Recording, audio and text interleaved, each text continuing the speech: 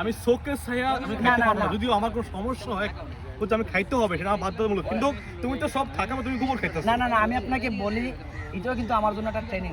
আজকে মনে করেন আল্লাহ না করুক যুদ্ধ লাগছে, দেশে কোনো কিছু খানি নাই, আমি একটা বিলের মধ্যে পড়ে আছি, এখানে মাছ আছে, আপনি খাইতে পারবেন না কিন্তু আমি খাইতে পারবো। শোনো বাংলাদেশ সেনাবাহিনী পুরুষ ট্রেনিং পোলা দিচ্ছে। মানি, শোনো পুরুষ পোলা মানি হার মানতে যাবে না কোনো, কারণ আমরা পুরুষ পোলা, আমরা হার মানবো কেন?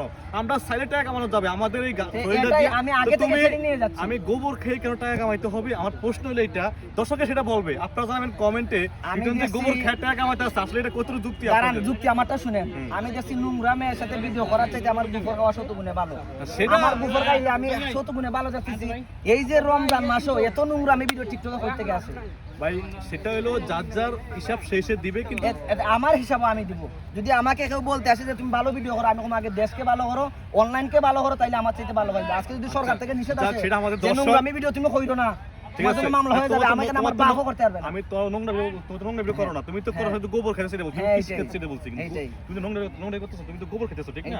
তো গোবর খেতেছো কেন, এটা তো আমি বলতেছি। আর এরপরে ওই যদি আমার তুমি তার ভিতরে আজকে যদি সরকার থেকে যদি নিষেধ আসে যে গুফর খাওয়া, এই ভিডিও সেই ভিডিও, মাইয়াগর উল্টাপাল্টা ভিডিও বা ছেলেরাই এই উল্টাপাল্টা কোনো ভিডিও করতে পারবে না, যদি খরম মামলা হবে, আমি এখানে আমার বাপ আমার 14 গোষ্ঠী করতে পারবে না।